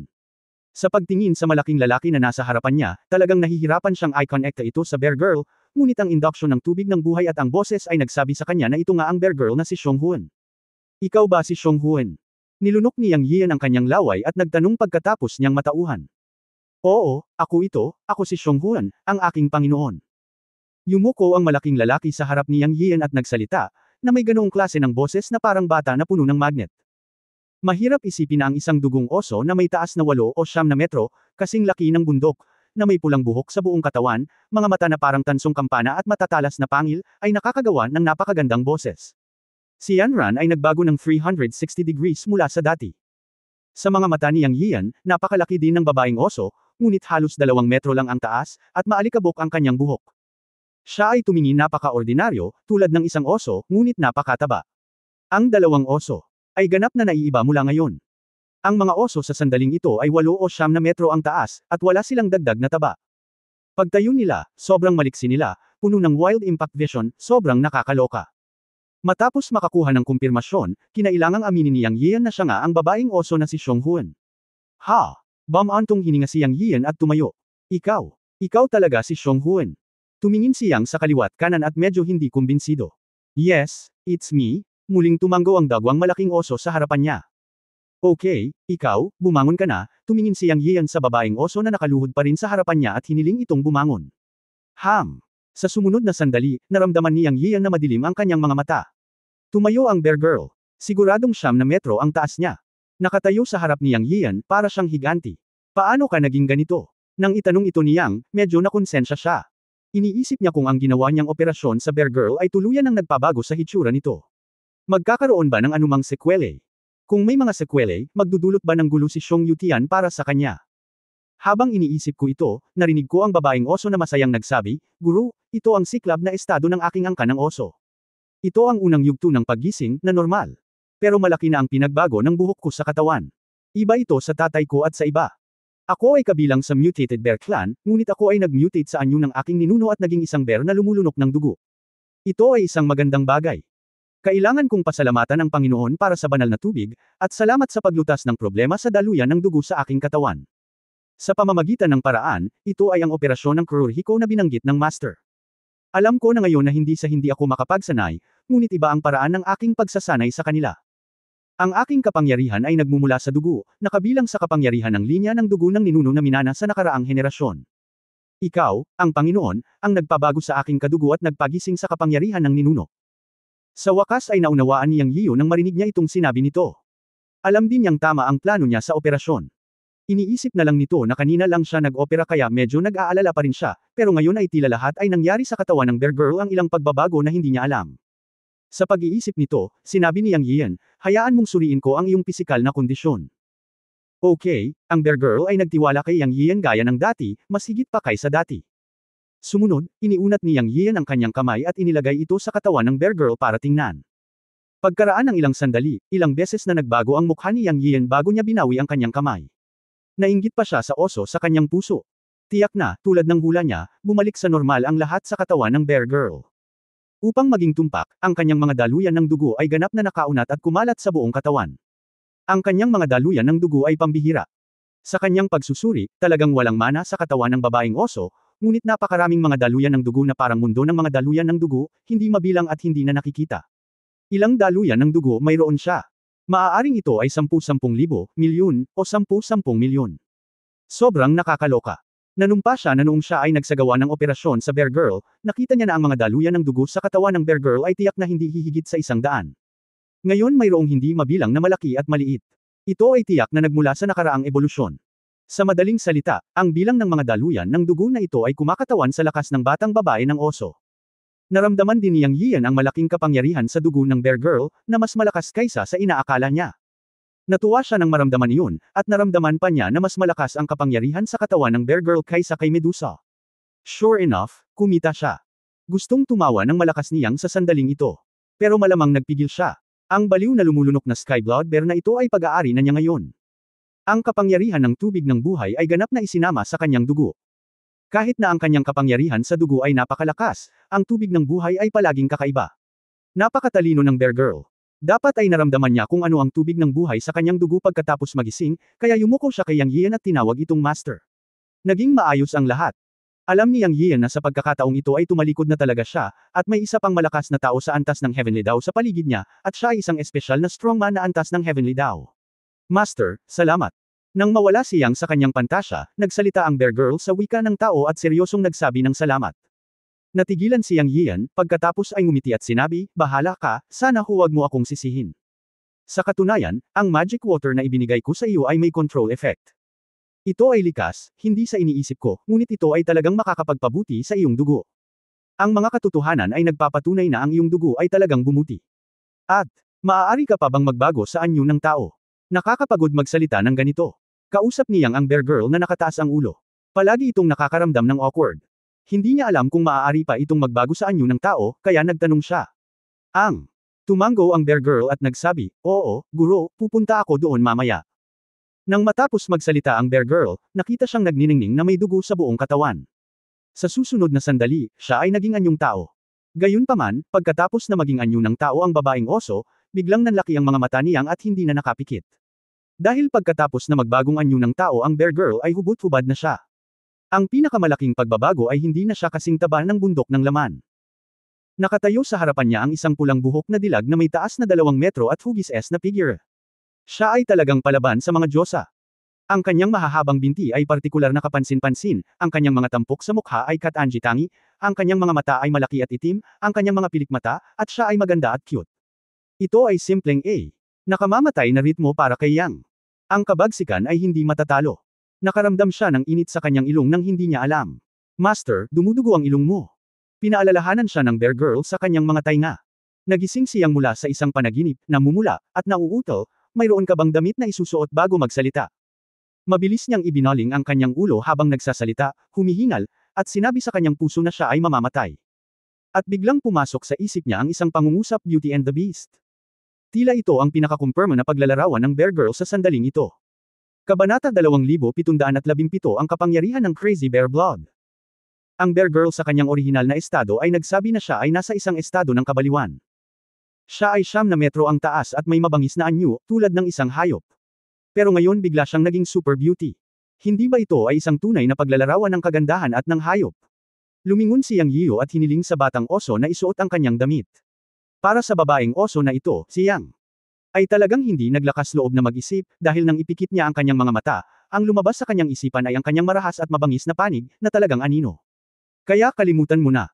Hindi siya naglakas loob na mag-isip pa, syempre, naisip niya lang iyon, at ang kanyang mga iniisip ay napatay dahil sa kanyang marahas na panig. Upang pigilan ang kanyang imahinasyon, ibinaling niya ang kanyang ulo at sadyang naisip ang marahas at mabangis na bahagi ng Bear Girl sa kanyang isip, at sa wakas ay pinigilan ng apoy. Magaling si Master. Umalangaw-ngaw sa kanyang tenga ang boses ng babaeng oso. Tumangala si Yang Yiyo. The next second, mainit na naman ang ilong niya. Bagamat nakadamit ang Bear Girl sa sandaling ito, nakasuot siya ng isang matingkad na pulang damit na parang Cheongsam, na nagpapakita ng kanyang matangkad at perpektong figure ng lubusan, na nakakaakit ng higit na atensyon at nagniningning na kagandahan. Hindi ko alam kung saan niya nakita ang gayong damit na lubhang nakakamatay sa mga hayop na lalaki, halos patayin na siya nito. Mabilis na pumikit si Yang at naisip ang estado ng hayop na katawan ng Bear Girl sa kanyang isipan. Nagtagal bago gumaling. Anyway, alam niyang hindi siya makatingin ng diretso sa Bear Girl, kung hindi ay hindi niya alam ang gagawin niya. Ang pangunahing punto ay ang polar na larawan ng kagandahan at ng hayop, na napakalakas at hindi niya ito kayang lunukan. Huminga siya ng malalim saglit, at pagkatapos ay gumaan ang pakiramdam niya. Sa orihinal, maaari na siyang lumabas ngayon, ngunit naisip ni Yang Yiyo ang tungkol sa pag-aaral ng dugo ng Bear Girl. Ngayong may oras na siya, natural na hindi niya ito mabitawan, dahil nakaramdam siya ng kakaibang kapangyarihan mula sa dugo ng Bear Girl, na talagang nakakaakit sa kanya. Ngayong bumalik na sa normal ang Bear Girl, natural na gusto niyang pag-aralan ang dugo nito. I want to see what's in the Bear Girl's blood, why it gave him a feeling that it was stronger than Medusa. Sa pag-iisip nito, sinabi ni Yang Yian, Xiong Huan, maaari ba akong makipag-usap sa iyo? Sa oras na ito, si Yang ay hindi naglakas loob na tumingin sa Bear Girl nang magsalita ito. Natatakot siyang magulo ang puso niya. Sa katunayan, ito ay totoo. Masyadong masama ang babaeng oso na ito. Maging ang kasalukuyang konsentrasyon nito ay hindi makalaban sa kanya. Siya ay naiiba kay Yulinglong at sa Sun Fox Saint. Siya ay ganap na masama. Kaya't hindi siya naglakas loob na tumingin sa kanya at tinitigan ang kanyang mga daliri sa paa nang magsalita ito. Okay, ang bear girl ay sumang-ayon sa kahilingan niyang nang hindi nag-iisip. Pagkatapos ay bigyan mo ako ng isang drop para mapag-aralan ko ito. Medyo namula si Yang. Pakiramdam niya ay sobrang dependent sa kanya ng bear girl. Ito ay hindi ganap na dahil sa tubig ng buhay. Magkano ang gusto mo? Diretsyong tanong ng bear girl. Bigyan mo ako ng 3 o 5 patak. Inilabas niyang ang isang maliit na bote ng tableta habang nagsasalita at sinenyasan ang babaeng oso na ilagay ito. Walang sinabi ang babaeng oso na kumuha ng bote ng tableta, at sa isang pitik ng kanyang mga daliri, binigyan niya si Yang Yiyo ng isang buong bote sa isang iglap. Eto, sapat na ba? Inabot ito ng bear girl. Kinuha ito ni Yang Yiyo at tiningnan. Wow, napuno ito ng direkta. Mayroong hindi bababa sa 100 patak sa bote ng tableta na ito. Siya. Mabilis na sinabi, tama na, sapat na, sapat na. Talagang naramdaman ni Yang Yiyo na medyo cute ang pagiging musmos ng bear girl.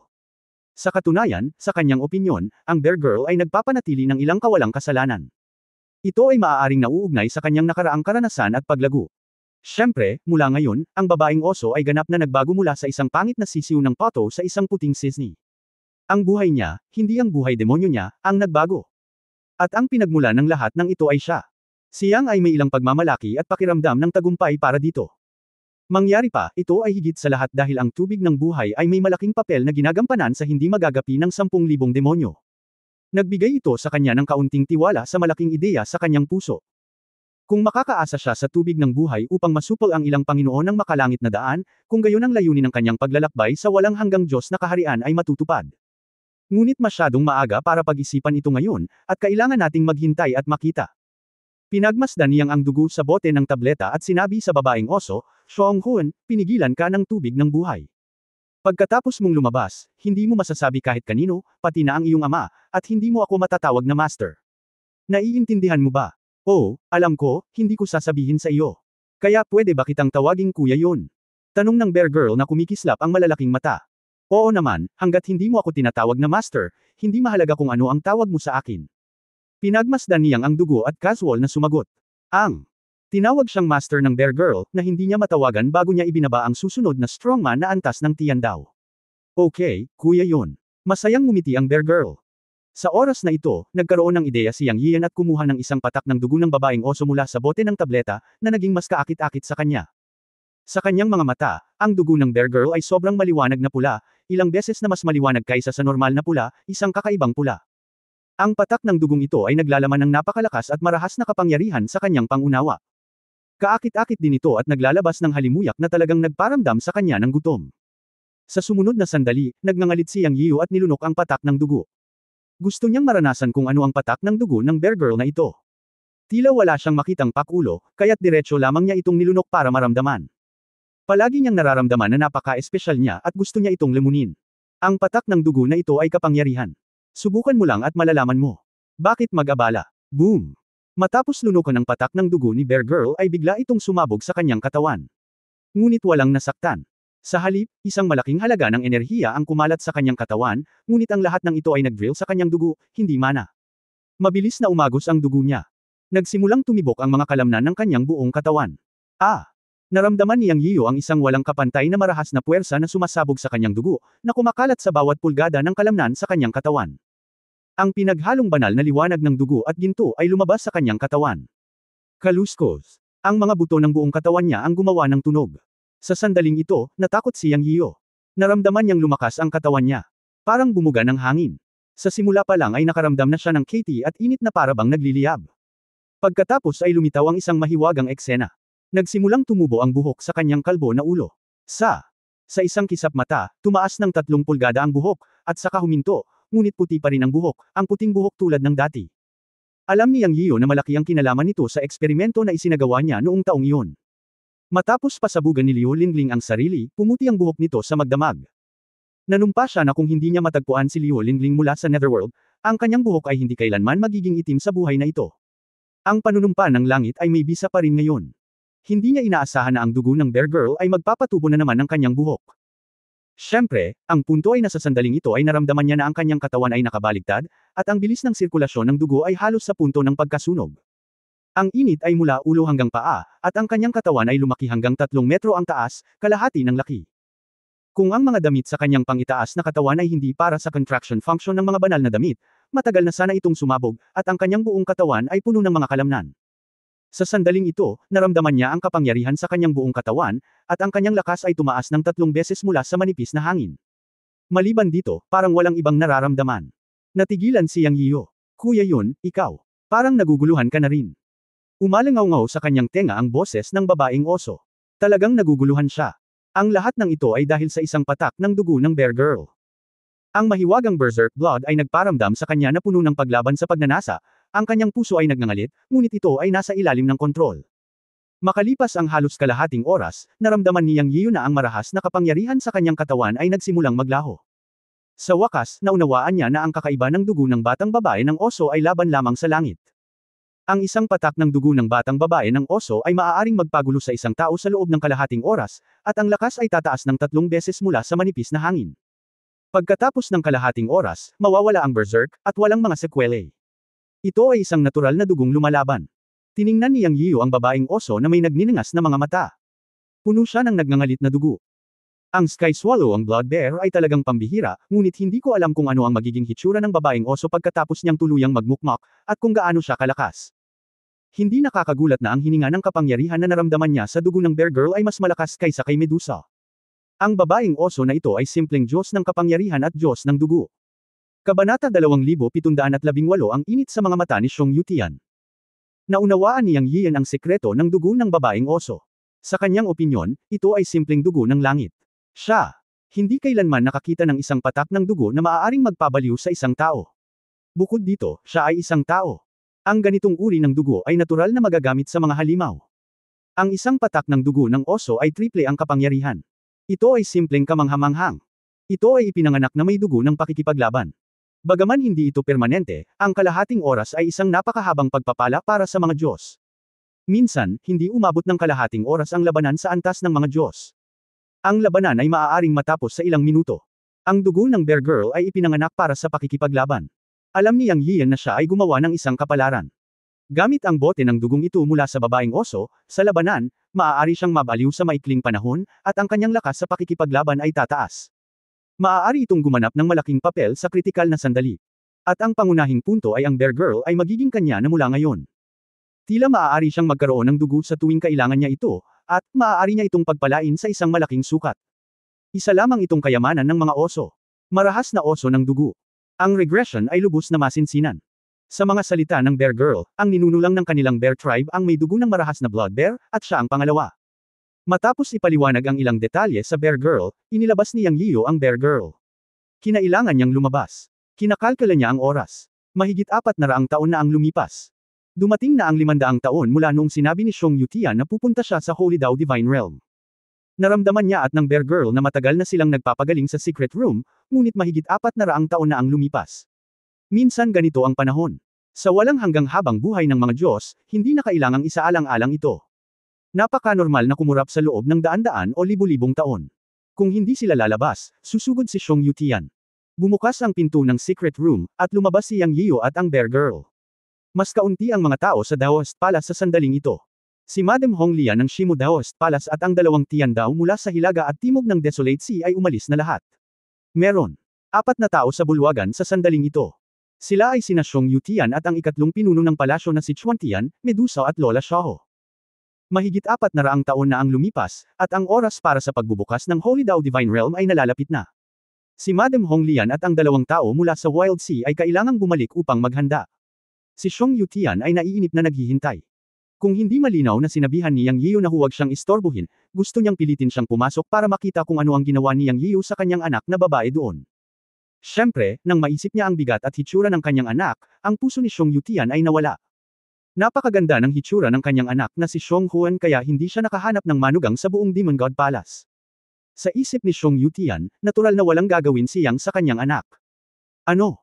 Mas nag-aalala siya ay na si Yang Yiyo ay hindi lumabas, at pagkatapos ay mawawalan siya ng oras upang makapasok sa Holy Dao Divine Realm. Sa isip ni Xiong Yutian, ang Holy Dao Divine Realm ang pinagtutuunan ng pansin. Tungkol sa pagbibigay sa kanyang anak na babae ng ilang uri ng banal na tubig upang mapabuti ang kanyang dugo, wala siyang pag-asa sa kanyang puso. Not to mention Xiong Yutian, maging si Lola Xiao ay balisa. Siyempre, nag-aalala siya kay Yang Yiyo. Papalapit na rito ang Demon God Palace, at ang taong kasama ni Yang Yiyu ay ang prinsesa ng Demon God Palace. Natatakot siya na may mangyari kay Yang Yiyu. Mahigit 400 taon na ang lumipas sa isang iglap. Kung si Xiong Yutian ay hindi nakahawak at naghintay, gusto ni Lola San Fox na sumugod sa lihim na silid upang tingnan. Sa wakas, bumukas ang pinto sa secret room. Nakahinga ng maluwag ang lahat sa hall. Naunang lumabas si Yang Yiyu. Diyos! Lumapit si Granny San Fox kay Yang Yiyu sa isang iglap, at naaliw siya nang makitang buo si Yang Yiyu. Paumanhin sa pag-aalala ni Lola San Fox, ayos lang ako. Alam ni Yang Yiyu na nag-aalala si Lola San Fox sa kanya sa sandaling makita niya ang hitsura nito, at nagpaliwanag siya ng may mainit na puso. Maayos naman talaga siya, at least hamaba ang buhok niya. Pasulong, nang lumapit si Xiong Yutian at tatanungin sana kung ano ang nangyari sa aking anak, nilunok niya ang natitirang mga salita pabalik, dahil nakita ni Xiong Yutian ang isang nakamamanghang babae na naglalakad palabas sa likuran ni Yang Yiyu, nakasuot ng pulang dugo na damit, matangkad at balingkinitan, at pulang dugo ang buhok na kakaiba. Ang punto ay ang hininga na nagmumula sa babaeng ito ay nagparamdam sa kanya ng kakaiba, at kahit na nakaramdam siya ng kaunting palpitasyon sa kanyang puso. Hindi pa niya ito nakita noon. Si Yang Yiyu at ang kanyang anak na si Xiong Huan lang ang nakapasok sa secret room, kaya paanong lumitaw ang kakaibang babae nang lumabas sila. At medyo pamilyar si Xiong Yutian. Ikaw, siya. Nauutol si Xiong Yutian at tumingin kay Yang Yiyu at sa babaeng nakapula. Ama, ako si Huaner. Ang babaeng nakapula ay natural na anak ni Xiong Yutian na si Xiong Huan. Natawa si Yang Yiyu, alam niyang ito ang kaso. Pagkatapos ng lahat, si Xiong Huan ay isang ganap na naiibang tao mula sa taong sumunod sa kanya sa lihim na silid mahigit 400 taon na ang nakalilipas. Anong nangyayari? Nanlaki ang mga mata ni Xiong Yutian. Pagkatapos ay nagpaliwanag sina Yang Yiyu at Xiong Huan. Pagkatapos nilang magsalita, napabuntong hininga ang lahat sa pagkamangha.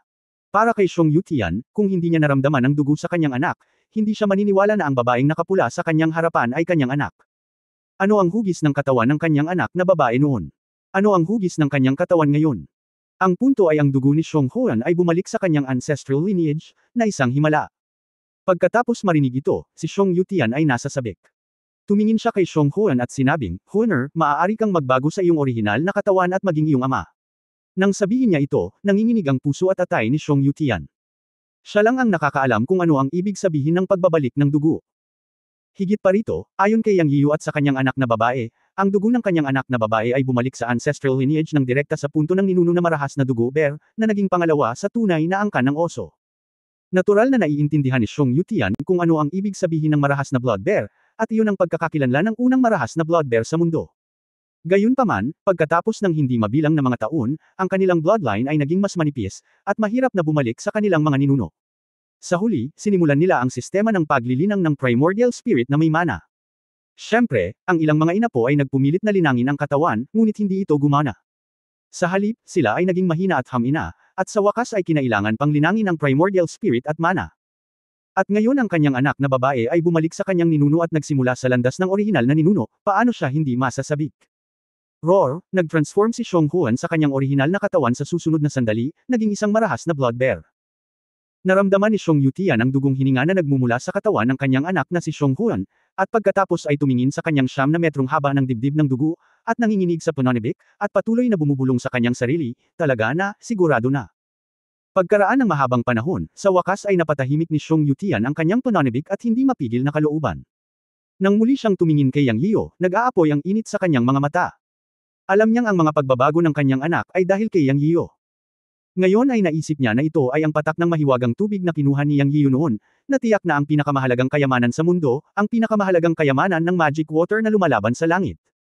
Kung alam niya ng mas maaga, kinuha niya ito, naisip ni Xiong Yutian sa sarili. Siyempre, nahulaan niya na si Yang Yiyu ay mayroon pa ring ganitong uri ng magic water. Ibig sabihin may chance pa siya. Sa pag-iisip nito, tumingin si Xiong Yutian kay Yang Yiyu at sinabing, Senyor, magbubukas na ang Holy Dao Divine Realm. Paano kung pumunta muna tayo sa Holy Dao Divine Realm? Natigilan si Yang Yiyu nang marinig niya ang mga salita ni Xiong Yutian. Akala niya ay direktang tatanungin siya ni Xiong Yutian tungkol sa tubig ng buhay. Mula sa nagninangas na mga mata ni Xiong Yutian ngayon, nakita niya ang alab ng ambisyon. Sino ang nakakaalam na ang matandang oso na ito ay hindi umimik, ngunit sa halip ay nagmungkahi na pumunta sa Holy Dao Divine Realm. Haha, kawili-wili, gusto kong makita kung ano ang iniisip mo, isang matandang oso. Sana wag kang magpakatanga. Ngumisi si Yang Yiyu sa kanyang puso. Nahulaan niya ang ilan sa mga iniisip ni Xiong Yutian, ngunit hindi siya sigurado. Gayunpaman, may ideya siyang sa kanyang isipan. Kabanata 2719 na isa pang trump card. Okay, since I promised you, natural na hindi ako magmumura, pero may suggestion ako. Ngumiti si Yang Yian at tumingin kay Xiong Yutian. Senyor, magsalita ka. Sabi ni Xiong Yutian. Isama mo si Xiong Huan, baka matulungan niya tayo. Sinulyapan ni Yang Yian ang bear girl na si Xiong Huan habang nagsasalita. Natigilan si Xiong Yutian, ngunit hindi niya inaasahan na imumungkahi ito ni Yang Yian. Ang pagpunta sa Holy Dao Divine Realm ay nangangailangan ng malalakas na tao sa antas ng Heavenly Dao. Siyempre, ang mga wala sa antas ng Heavenly Dao ay okay din, ngunit ang pagpunta doon ay maaari lamang na kamatayan, kaya ang mga nasa ibaba ng Heavenly Dao ay hindi isa sa alang-alang. Tungkol naman sa kanyang anak na si Xiong Huan, naisip ito ni Xiong Yutian at kinuha siya. Matapos bumalik ang bloodline sa ancestral bloodline, ang makapangyarihang bloodline na kapangyarihan ni Xiong Huan, bagamat hindi ko alam kung gaano kalakas ang kanyang anak na si Ziyang, ngunit sa pag-iisip tungkol sa kanyang dating nagngangalit na estado, dapat ay makaalis na siya. Okay, pagkatapos ay hayaan mo na si Huaner na sumama sa amin. Sumang-ayon si Xiong Yutian. Ngumiti si Yang Yian, maganda iyan, alis na tayo bukas. Okay. Tumango si Xiong Yutian. Pagkatapos ay dinala ni Yang Yian ang Sun Fox Granny at Medusa at pumunta sa God Tower. Sa pagkakataong ito, pumayag siya sa imbitasyon ni Xiong Yutian na pumunta sa Holy Dao Divine Realm, at nasa oras na siya. Wala siyang magawa. Hindi niya ito mapagsisisihan pagkatapos pumayag. Gayunpaman, tanging ang mga malalakas sa antas ng Heavenly Dao ang maaaring pumunta. Nakipagsapalaran siya. Wala siyang choice kundi pumunta doon, ngunit hindi niya maiwan ang iba. Sa kabutihang palad, mayroon siyang Chen Kunpot, at maaari niyang dalhin ang iba pa sa Chen Kunpot pagdating ng oras. Ang ilang mga bagay ay dapat talakayin sa likod ng mga saradong pinto.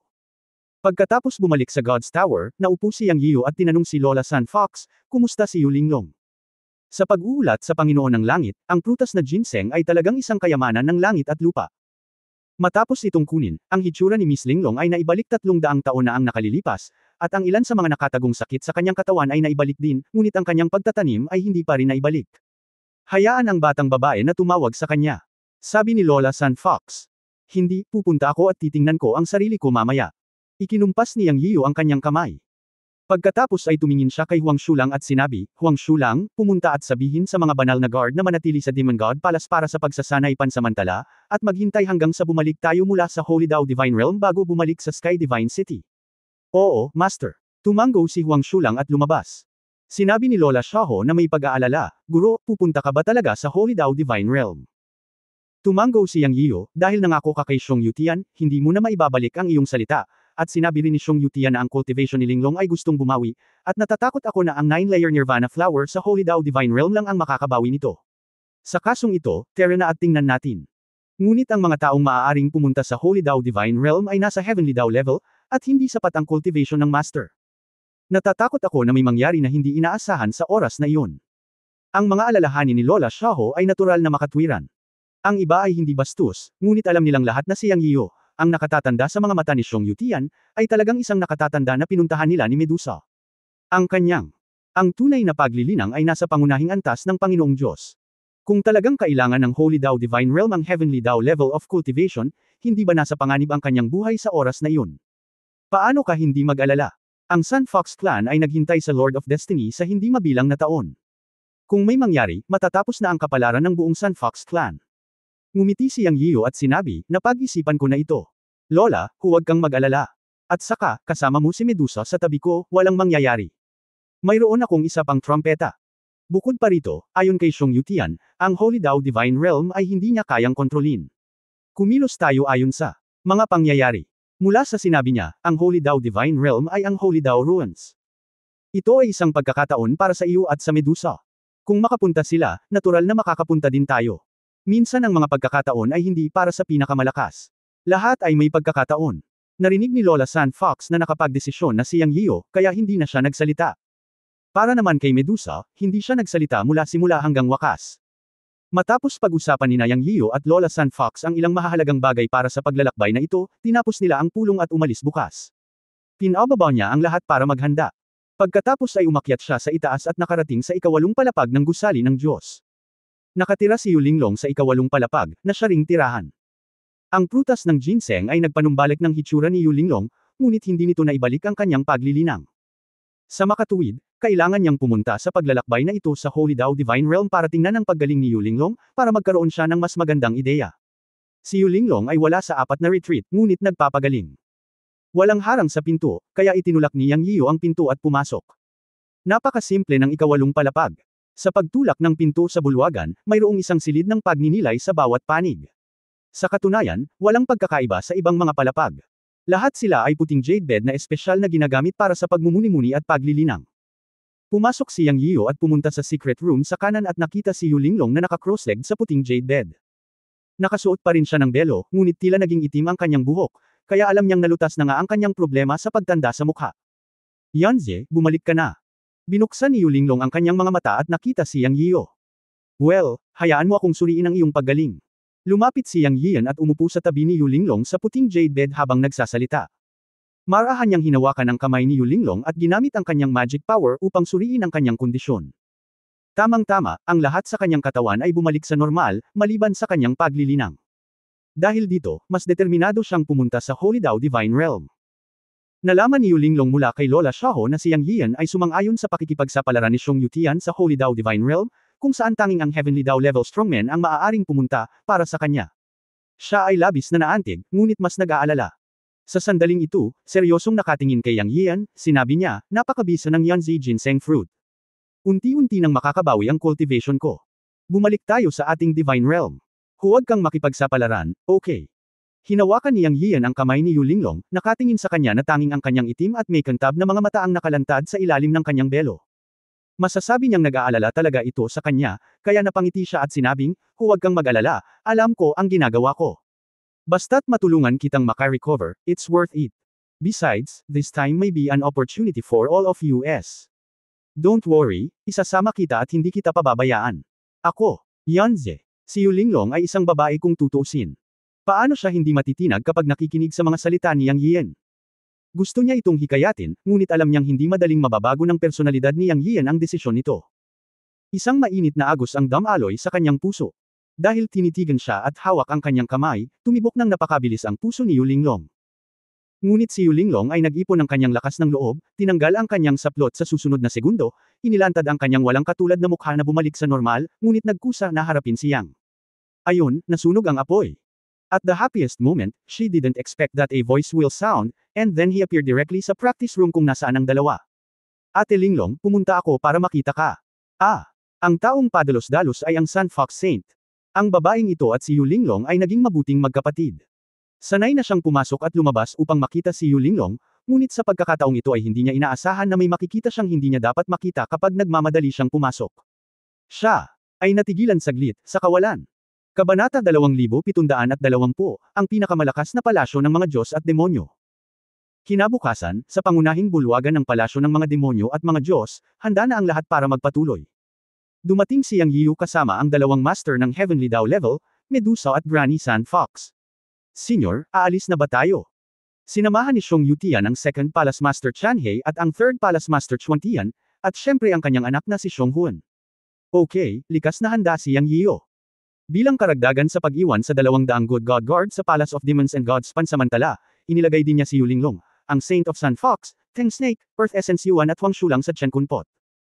Para sa mga malalapit na taong ito, natural na hindi sila hahayaan ni Yang Yiu na manatili sa Palace of Demons and Gods, hindi lamang dahil nag-aalala siya sa kanilang kaligtasan, kundi dahil baka makatulong sila sa isang kritikal na sandali, at kung may pagkakataon, maaari rin silang makakuha ng bahagi. Pagkalabas ng Palace of Demons and Gods, direktang iwinagayway ni Xiong Yutian ang kanyang kamay, at isang portal ang lumitaw sa kalawakan pagkatapos ng isang malaking lindol, na nagbukas ng pinto ng kalawakan. Dir-diretsyong pumasok ang lahat, at paglabas nila, nasa walang katapusang tiwangwang na dagat. Senyor, nandito na tayo. Ito ang hangganan sa pagitan ng hilaga at timog ng Desolate Sea. Kailangan nating hintayin ang pagdating ng iba at ang paglabas ng bagyo at tsunami sa Desolate Sea. Ang pasukan sa Holy Dao Divine Domain ay nasa ilalim ng dagat. Paliwanag ni Xiong Yutian. Hindi nagulat si Yang Yian sa special magic power ni Xiong Yutian nang iwagayway niya ang kanyang kamay. Ang mahiwagang kapangyarihan at mga spell ng malalakas sa antas ng Heavenly Dao ay umabot sa isang hindi kapanipaniwalang antas, pabayaan ang imahinasyon ng mga ordinaryong Diyos. Talagang naiinggit si Yang Yian sa gayong malayang kapangyarihang mahiwagang kapangyarihan. Naisip din niya sa kanyang puso na tiyak na magsisikap siyang magsanay sa hinaharap at magsusumikap na makapasok sa kaharian ng Heavenly Dao sa lalong madaling panahon. Sa oras na iyon, makakagamit na siya ng maraming mahiwagang kapangyarihan sa isang alon ng kanyang kamay. Sa katunayan, pagkatapos maabot ang antas ng Heavenly Dao, ito ang rurok ng pag-unawa sa kontrol ng mahiwagang kapangyarihan sa pamamagitan ng mahiwagang kapangyarihan. Maraming mahiwagang kasanayan ang maaaring ganap na malikha ng sarili. Hindi ito mananatili sa antas na ito. Sa relatibong pagsasalita, ang mahiwagang kapangyarihan at mga spells ay pantulong na, at makakaranas ng mas malalim na kapangyarihan. Habang si Yang Yiyo ay nababalisa at nalilito, sinabi ni Xiong Yutian, Senyor, kung may dumating na isang tao mula sa God and Demon Palace, mas mabuting mag-ingat ka. Walang hiya sila.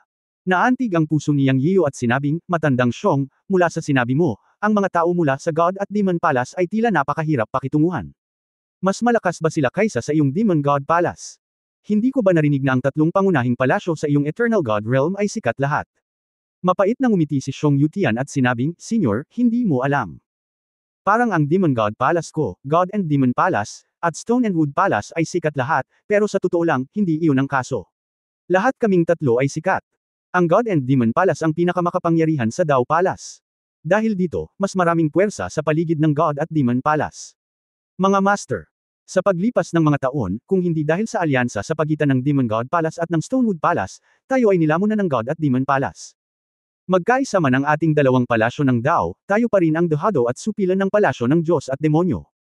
Ito ang dahilan kung bakit mahigpit kong inanyayahan ang mga nakatatanda na sumama sa amin sa pagkakataong ito. Kung walang malakas na tao, kahit na pumasok tayo sa Holy Dao Divine Realm, magdurusa tayo. Bakit ganito? Sabihin mo sa akin kung ano ang lakas ng God and Demon Palace. Hindi mapigilan ni Yang Yiyo na sumimangot sa pagkakataong ito. Mapait na sinabi ni Xiong Yutian, ang tatlong Panginoon ng palasyo ng Diyos at palasyo ng demonyo ay pawang makapangyarihang mga pinuno ng mga alituntunin ng kaharian ng langit na Dao. Naunawaan ng unang Panginoon ng palasyo ang ikatlo sa 5 panuntunan.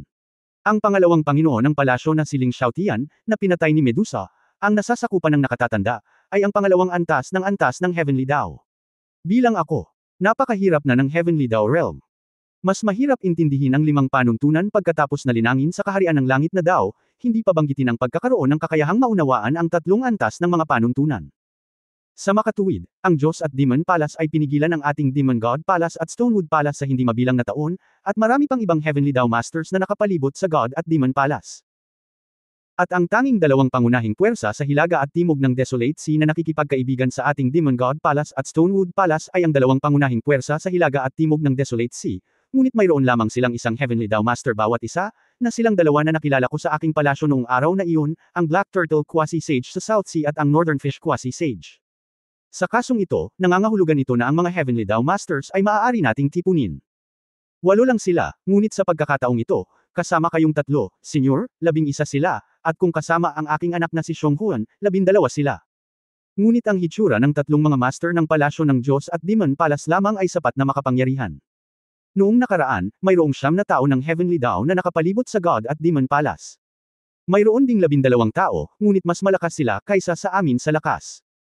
Dahil ang Grand Palace Master of the God at Demon Palace ay isang malakas na tao sa ikatlong antas ng Heavenly Dao Realm, at ang pangalawang master ng palasyo na si Ling Xiaotian ay kahit na ang pangalawang antas, isang antas na mas mataas kaysa sa aking cultivation. Ngunit Senyor, hindi na kailangang mag-alala. Ang Grand Palace Master ng Stonewood Palace ay isang malakas na tao sa ikalawang antas ng misteryo ng Heavenly Dao. Sa pagdaragdag mo, ang nakatatanda, sa pagkakataong ito ay maaari na talaga nating maabot ang balanse sa God at Demon Palace. Naniniwala ako na hindi tayo maghahirap pagkatapos makapasok sa Holy Dao Divine Realm. Pagkatapos magsalita ni Xiong Yutian, tumanggaw si Yang Yiyo, tila nasa isang bottleneck, ngunit ang kanyang puso ay kumikilos, lihim na minumura si Xiong Yutian, ang iyong tiyuhin, tila umaasa ka sa iyong kaibigan na haharapin ang Grand Palace Master of the God and Demon Palace. Iyon ay isang ikatlong antas ng langit. Dao Expert. Kung hahawakan ko siya, malamang abo na ako.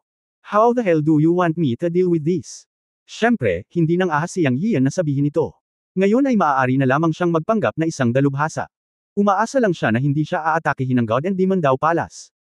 Kung gagawin niya, siya, isang super heavenly Dao expert sa mga mata ni Xiong Yutian, ay malalantad sa unang pagkakataon. Talagang minamaliit niya ang kapangyarihan ng Diyos at Demon Dao Palace. Pero ano ang magagawa niya ngayon? Nakarating na kami sa lugar. Hindi naman pwedeng magpaalam na lang tayo at huminto sa paglalaro, di ba?